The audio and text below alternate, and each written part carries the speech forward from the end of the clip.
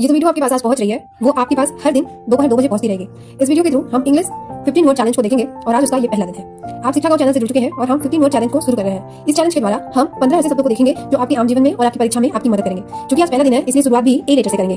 तो आज ए से ऐसे 15 शब्दों को देखेंगे जो आपके एग्जाम्स में आ सकते हैं। सबसे पहले अगर हम लोग देखें तो एबिलिटी। एबिलिटी का मतलब क्या होता है? योग्यता।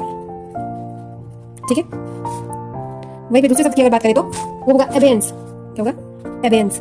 साथ साथ में याद करते और प्रोनाउंस करते भी रहिएगा। एबेंस कितने लोगों को पता था? तो एबेंस का मतलब होता है स्थगन, मतलब किसी को किसी चीज जगह से हटा देना या किसी चीज को रोक देना। तीसरा चैलेंज जो है वो है एब्रोगेट। आपने सुना भी होगा शायद। एब्रोगेट, एब्रोगेट कर देना मतलब कोई चीज निरस्त कर देना। चौथा शब्द है एडजज। एडजज का मतलब जज शब्द लगा हुआ है ना, एडजज। एडजज का मतलब होता है न्याय निर्णित, ऐसी कोई चीज जिसको कोर्ट ने या न्याय के द्वारा उसका निर्णय किया गया है। पांचवा शब्द अगर देखें तो क्विट। क्विट है ना, मतलब किसी को कोई चीज कहीं से क्विट हो चुकी है, क्विट मतलब दोष मुक्त कर देना। छठा शब्द क्या है? इफेक्ट। एक होता है इफेक्ट, एक होता है इफेक्ट।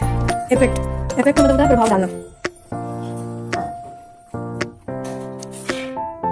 वहीं सातवें शब्द की अगर बात करें तो सातवां शब्द है एक्यूज।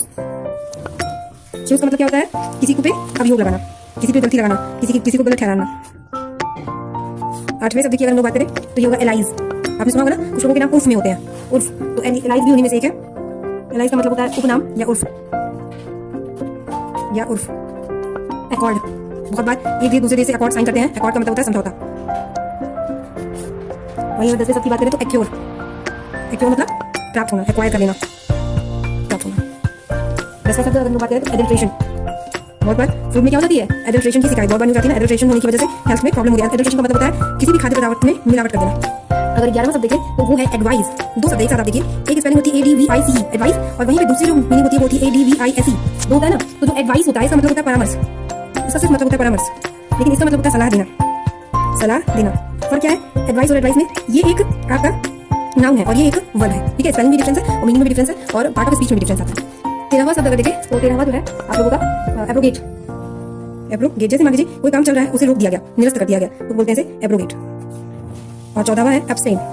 एब्सटेन मतलब क्या होता है?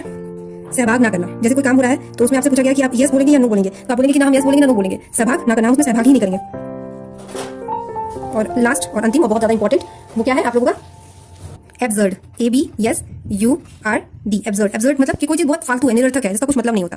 ठीक है, तो इसी के साथ आज की आपकी जो क्लास है 15 वर्ड चैलेंज की वो कंप्लीट होती है और ये रहे आपके 15 वर्ड्स। आप इन्हें याद कर लीजिएगा, मैं साथ साथ में पूछती भी रहूंगी और इसी तरीके से चैलेंज को कंप्लीट करते हुए एक दिन डिक्शनरी के सभी इंपॉर्टेंट शब्दों को याद कर लेंगे। उन्हें अपने डे टू डे लाइफ में, बिजनेस में, वर्क लाइफ में, डेली लाइफ में और एग्जाम अगर आप स्टूडेंट है तो उसमें आप यूज करिए और अपनी लाइफ में आगे बढ़िए। आई होप इससे आपको मदद जरूर मिलेगी।